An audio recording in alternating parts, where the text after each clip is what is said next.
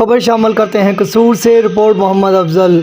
कसूर में ब्राइट वे elementary school में बच्चों के सालाना इनामात तकसीम की तकरीब का इनकाद स्कूल हाजा भट्टा हाजी सोनदीन में किया गया, जिसमें कसीर तादाद में बच्चों के वालिदैन और सहाफ़ी बरादरी और सियासी व समाजी शख्सियात भी मौजूद थी, जिसमें चीफ एडिटर रोज़नामा बामी ख्याल व CEO BK news channel Masood Hassan Bhatt और बामी ख्याल और BK न्यूज़ के ब्यूरो चीफ पंजाब महज शबीर अख्तर, 40 न्यूज़ के CEO इफ्तार अहमद सुल्तानी, तहरीक इंसाफ के रहनुमा अमजद खान, अल्ताफ़ हुसैन, जुल्फ़कार साजिद, शेख आज़म रईस पब्लिक स्कूल, शबीर मुग़ल वगैरह ने शिरकत की।